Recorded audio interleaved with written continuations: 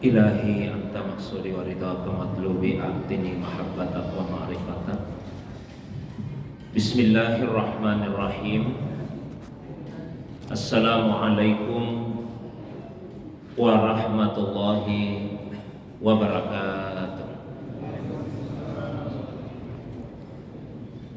Alhamdulillahilladzi ansala sakinata fi qulubil mu'minin liyasdadu imanan ma'a imanihim walillahi junudus samawati wal ard wa kana Allahu aliman hakima.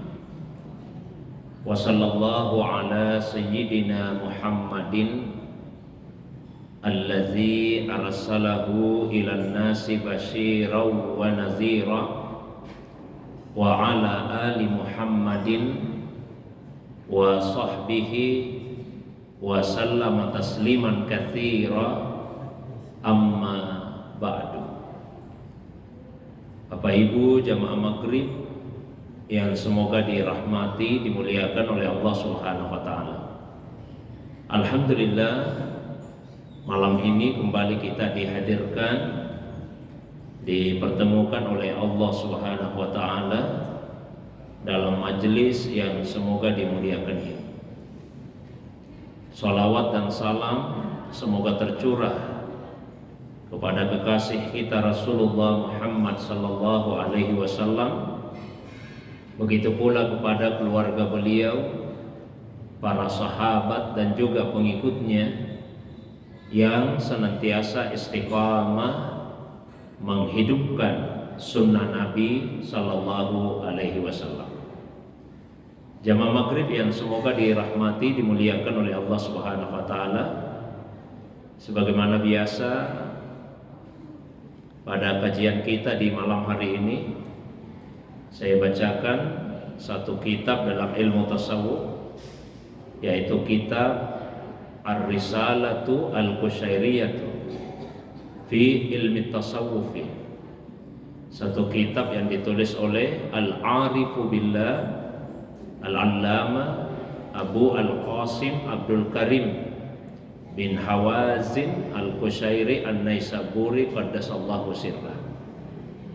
Masih pada bagian yang ketiga dari kitab ini, setelah bagian yang pertama yang membahas tentang usulut tauhid inda sufiyah, dasar-dasar tauhid ya menurut para ulama tasawuf. Kemudian mustalahat tasawuf ya, istilah-istilah dalam ilmu tasawuf. Insyaallah kita lanjutkan pembahasan kita, masih beberapa istilah-istilah dasar yang digunakan dalam ilmu tasawuf. Terakhir kita telah membahas tentang khawatir atau lintasan-lintasan hati, yang menurut Imam Al-Qushairi bahwa lintasan-lintasan hati itu dari segi sumbernya ada 4 macam. Ada lintasan hati yang berasal dari malaikat, dinamakan dengan ilham. Ada lintasan hati yang berasal dari nafsu kita sendiri, disebut dengan hawajis. Kemudian ada lintasan hati yang berasal dari syaitan, dinamakan dengan waswas atau waswasa ya. Dan ada lintasan hati yang berasal dari Allah Subhanahu wa taala yang dihunjamkan ke dalam hati. Nah, itulah yang disebut dengan khatir yang sebenar-benarnya. Selanjutnya beliau menjelaskan tentang istilah al-warid. Warid ini berkaitan dengan lintasan hati tadi. Qala al-musannifu nafa'ana Allahu bi ulumihi wa ulumi masyayikhihi wa talamizatihi fid daraini amin ya rabbal alamin. Penulis kitab ini, semoga Allah memberikan kepada kita manfaat melalui ilmunya, ilmu dari para guru-gurunya, ilmu dari murid-muridnya di dunia dan di akhirat. Beliau berkata, al-waridu huwa ma yaridu alal qulub minal khawatiril mahmudati mimma la yakunu yata'ammadul abdu wa kadzalika ma la yakunu min kubailil khawatir fa huwa waridun aidan. Yang disebut dengan warid itu adalah apa yang terhunjam di dalam hati yang berupa lintasan-lintasan yang terpuji. Jadi kalau lintasan hati yang tercela seperti dari hawa nafsu tadi yang disebut hawajis, kemudian yang berasal dari setan yang dinamakan dengan waswasa itu tidak dinamakan warid. Warid itu adalah lintasan hati yang terpuji, yang terhunjam kuat ke dalam hati seorang hamba tanpa dia sengaja. Bukan dia yang mengumpamakan itu, mengupayakan itu. Allah yang menghunjamkan ke dalam hatinya. Wa kadzalika ma la yakunu min kubailil khawatir. Ada juga yang terhunjam di dalam hati yang bukan merupakan bagian dari khawatir tadi. Dia juga disebut dengan warid. Summa qad yakunu waridan minal haqqi wa waridan minal ilmi. Warid ini ada yang berasal dari Allah yang maha benar, al-haq, dan yang berasal dari ilmu ladunni. Ilmu itu ada dua macam, ada ilmu kasbi dan ada ilmu wahbi. Ilmu kasbi adalah ilmu yang diperoleh melalui usaha, dengan belajar, baca kitab, dengar pengajian, ikuti ceramah, dapat ilmu, namanya ilmu kasbi. Ada ilmu wahbi, ilmu yang merupakan pemberian langsung dari Allah SWT tanpa dipelajari. Ilmu wahbi ini juga dinamakan dengan ilmu ladunni. Dasar pengambilannya dari firman Allah SWT di dalam Al-Quran, ketika menceritakan kisahnya Nabi Musa alaihissalam bersama dengan seorang muridnya yang menurut riwayat bernama Yusha bin Nun, yang mencari seorang hamba Allah SWT. Lalu bertemu. Allah SWT menjelaskan pada surah Al-Kahfi, fawajada abdan min ibadina. Maka keduanya akhirnya bertemu dengan seorang hamba di antara sekian hamba-hamba kami. Atainahu rahmatan min indina, yang telah kami berikan rahmat dari sisi kami. Wa 'allamnahu min ladunna ilma, dan telah kami ajarkan kepadanya ilmu ladunni, ilmu yang diperoleh tanpa kasbi, tanpa ada usaha, tanpa dipelajari. Dan itu sejak dini diisyaratkan oleh Allah SWT pada surah Al-Alaq ayat 4 ayat 5. Allah SWT berfirman, Iqra wa rabbukal akram allazi 'allama bil qalam. Bacalah ya, dengan nama Tuhanmu yang maha mulia, allazi 'allama bil qalam. Dia yang telah mengajarkan manusia dengan perantaraan kalam. Nah, ini ilmu kasbi, ilmu yang diperoleh dengan belajar, karena pakai pena, pakai kalam. 'Allamal insana ma lam ya'lam. Dia yang mengajarkan manusia secara langsung apa yang sebelumnya tidak diketahui. Nah, ini ilmu laduni. Fal waridatu a'ammu minal khawatir. Maka pada satu sisi warid ini, istilah warid lebih umum daripada khawatir, daripada lintasan hati. Li'annal khawatira tahtassu binau'il khitab aw ma yatadammanu ma'nahu. Karena khawatir bukan khawatir bahasa Indonesia cemas, bukan. Ini khawatir dalam istilah sufi, lintasan hati. Itu khusus yang merupakan khitab ya. Ada komunikasi, pemberian dari Allah SWT atau dalam makna yang seperti itu. Nah, warid lebih umum. Wal waridatu takunu warid surur. Ada warid yang berupa rasa bahagia di dalam hati. Wa warid husnin. Ada juga warid yang berupa kesedihan. Ketika seseorang merasa jauh dari Allah SWT, maka dia merasakan kesedihan. Wa warid qabdin, ada warid yang berupa qabd. Qabd itu adalah rasa takut kepada Allah di atas khauf.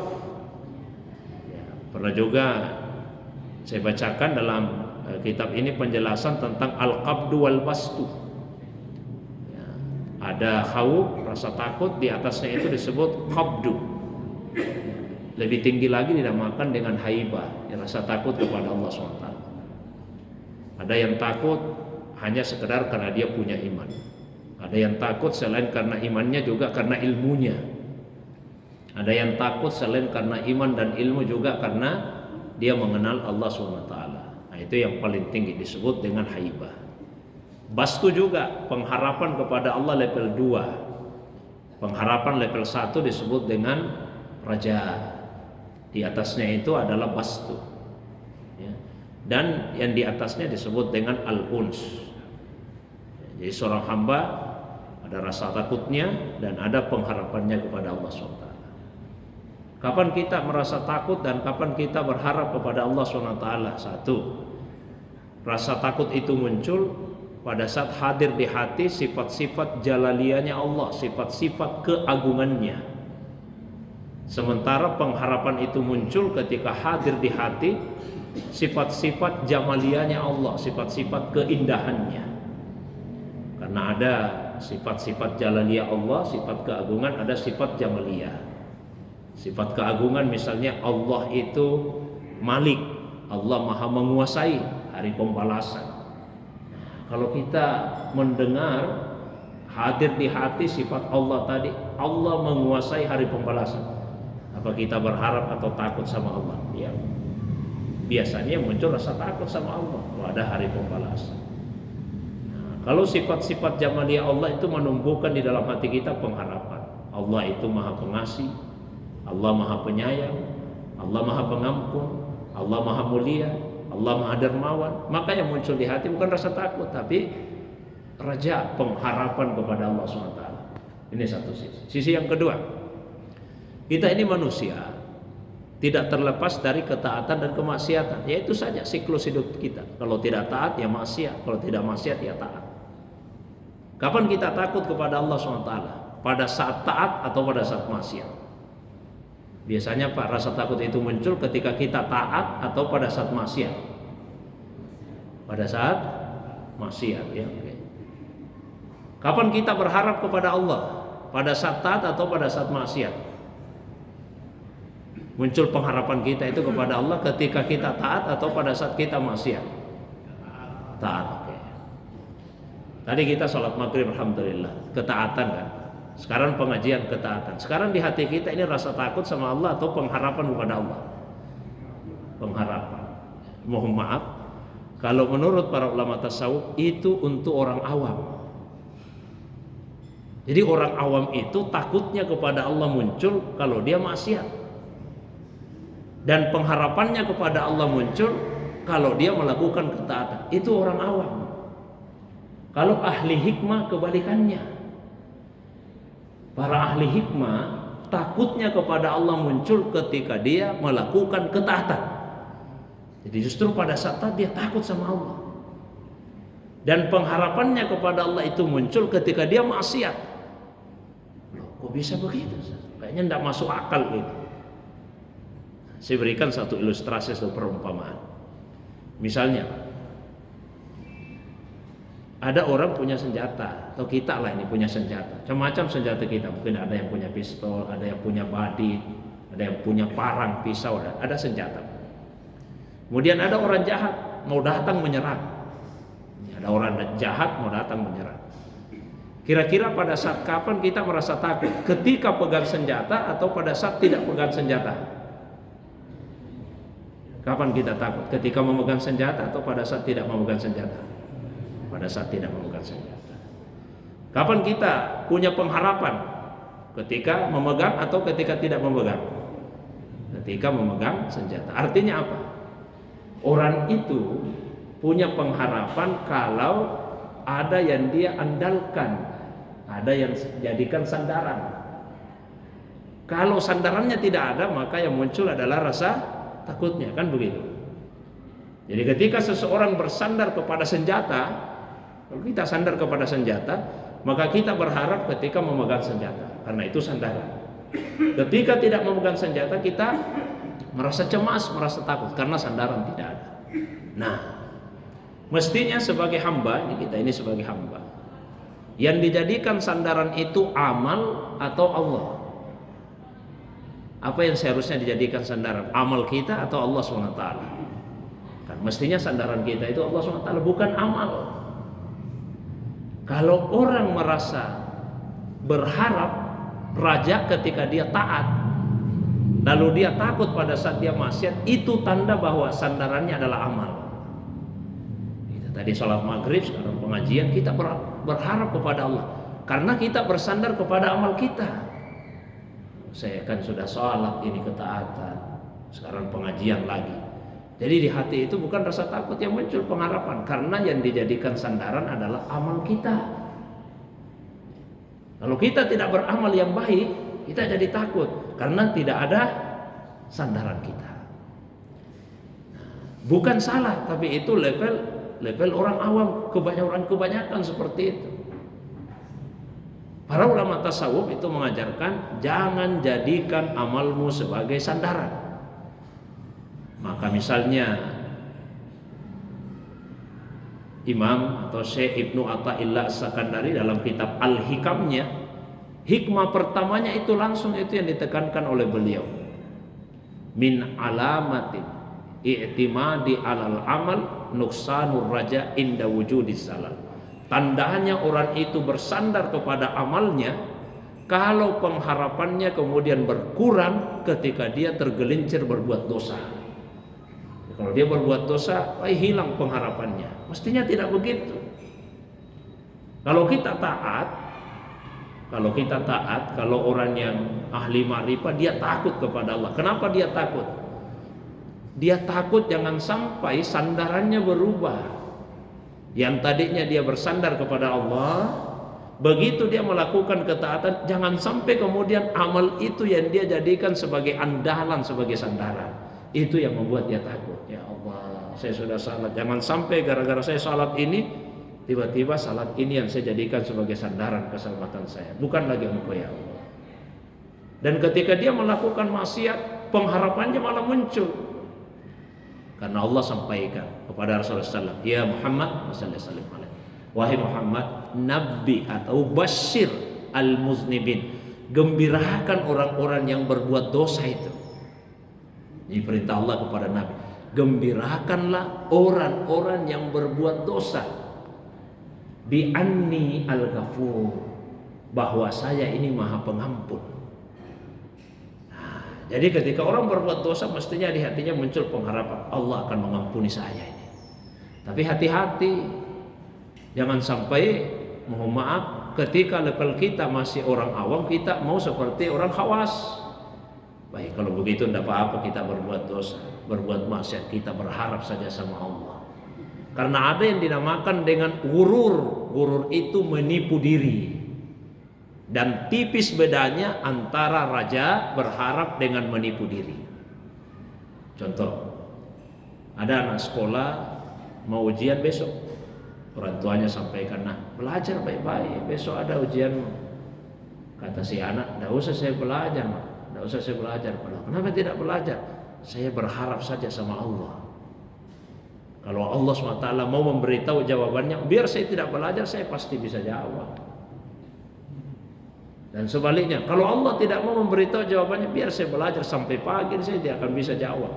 Kelihatannya berharap sama Allah, tapi ini bukan berharap. Ini namanya gurur, menipu diri. Orang yang raja berharap itu, dia ikuti sunnatullahnya semaksimal yang dia mampu. Setelah itu dia bersandar kepada Allah SWT, tidak bersandar kepada usahanya. Sebenarnya kasih contoh Pak, kalau ada orang sakit, harapannya tentu supaya dia sembuh.